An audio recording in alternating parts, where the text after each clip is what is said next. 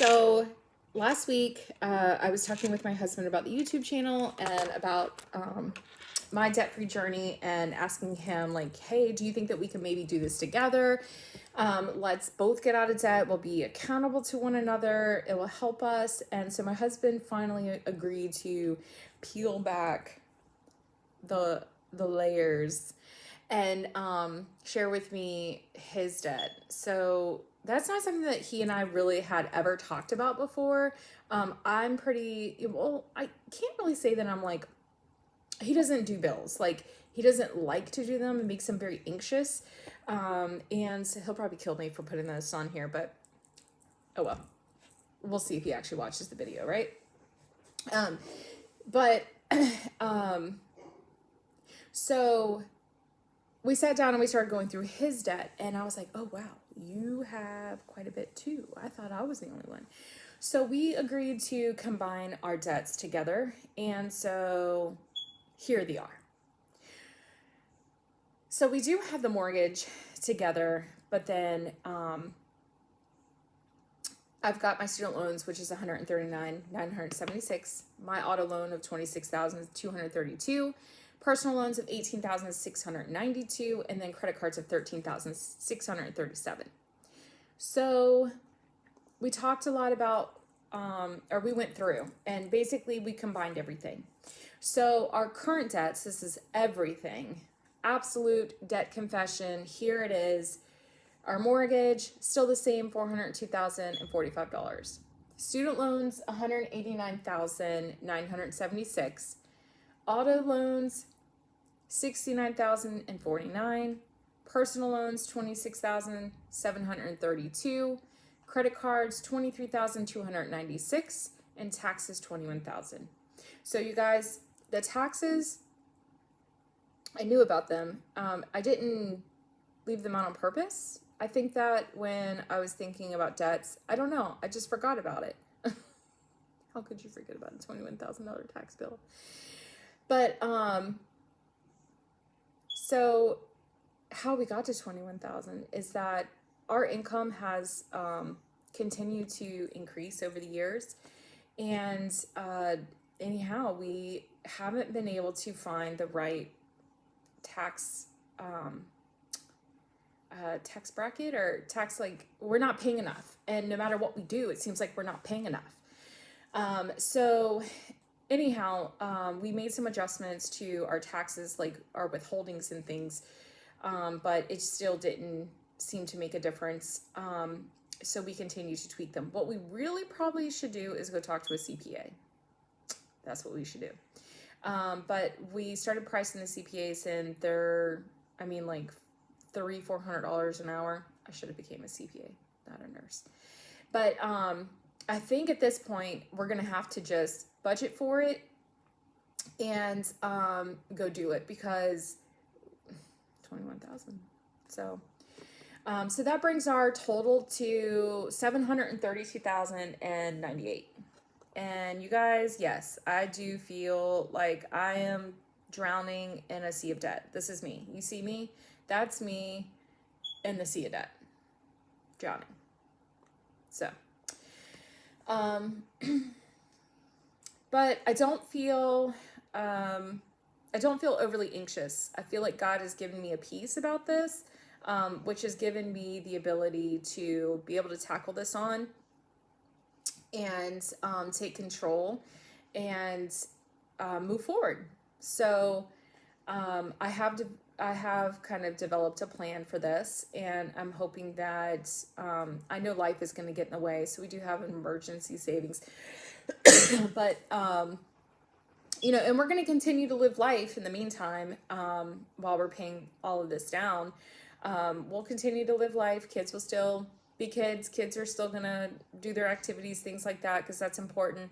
But we are really going to be analyzing what's important to us. So, you know, when we giving up that Dunkin' Donut run twice a week, or that extra cup of, you know, Starbucks or whatever during the week. Well, we don't really go get Starbucks, but,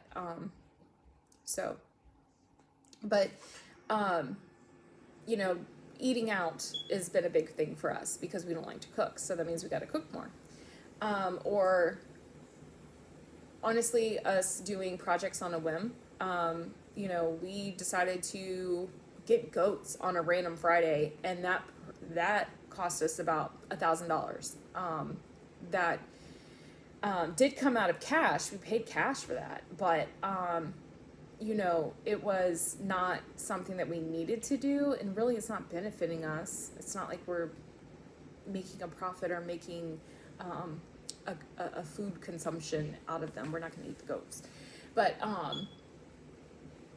so, you know, or like when we did our egg layers, or our chickens, I think that the first batch we did of our chickens, it cost us about $1,000 to the materials and all the equipment and the food and the birds themselves and things.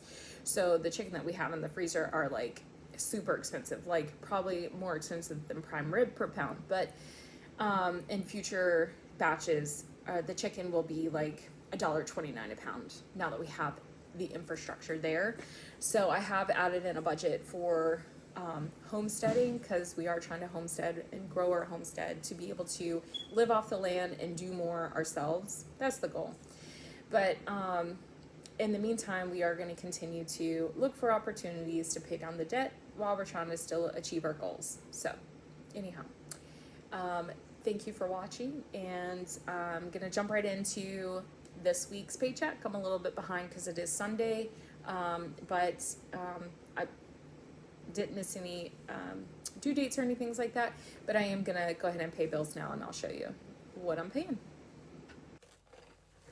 All right, guys, we're gonna jump right in and pay some bills today.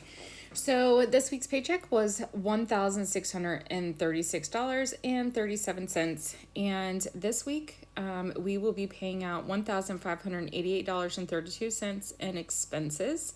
So coming down to my first line item here, I do have $15 that I'm going to put aside for what my new category is that I'm calling is homesteading. So we are going to start putting away $15 each week to just kind of separate from our food, because in the past I had been adding that into our food budget. But that $15 a week is going to go towards specific items for homesteading, whether it be chicken feed or goat feed or plant seeds, that sort of thing. And then the next one is car insurance, which is $261. I'm going to be putting away some sinking funds of $25. And then gas for the week is going to be $80 for the truck and $60 for the van. We do have currently multiple appointments for therapies and things like that. So co-pays for that is $90. My daughter has her orthodontic plan, $78.34. We're going to be putting away $20 each week for clothing. And then spending money, $50 for my husband, $50 for me, $10 going to be set aside for haircuts, going to be paying HP printing, $18.99. Still have a check out there for my daughter's overnight camp, which is $175. And then we have our gizmo washes, $38. I actually did find them useful this past weekend. We took the kids to King's Dominion, and I was able to track down my son, who had ran off to another ride there in their little kiddie park, and I wasn't sure exactly where he was.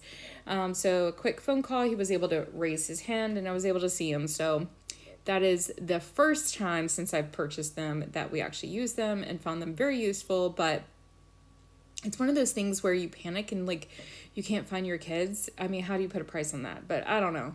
I still don't want to keep them long term.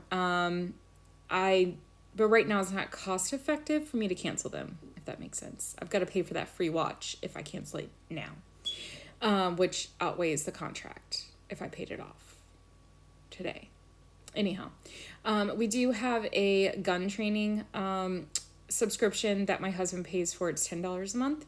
Then we have Xbox Go, $14.99. And then we do have some minimum payments this week of Discover, $37, PNC Bank of $27, Cordova of $113. We have taxes at $269 and savings $50. And then we do have that check that's still hanging out there of $96 for those rain barrels. So we do have $48.05 left over. I'll leave that in there just as a cushion, just in case something else comes out of my account that I'm not really aware of yet. Each month I have been closing it out and just reconciling my bank account to see what new subscriptions have come out, but you just never know. So the $48 is going to remain there so I can figure that out. So in terms of paying down the debt that I talked about earlier in the video, we are going to be paying off a good portion of these bills or these debts this paycheck here, this upcoming one.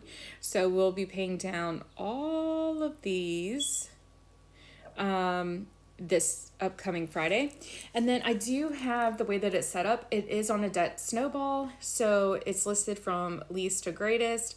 And we will just continue to pay off as we go. So each new one is paid off, then it gets grayed out. So we will actually be paying off all of these, all of this, with an exception of these three right here. These three here will be remaining and will be carried over into the new year, which will be paid off next year. So one thing that you'll notice is I don't have student loans in here. Right now we are taking advantage of being in a deferment. And so we can get some of these other things paid down quickly. So when that time does come, then we will have the cash reserves to continue to pay. So anyhow, thank you so much for watching, and we will catch you next week on next Friday when we pay off tons of debt.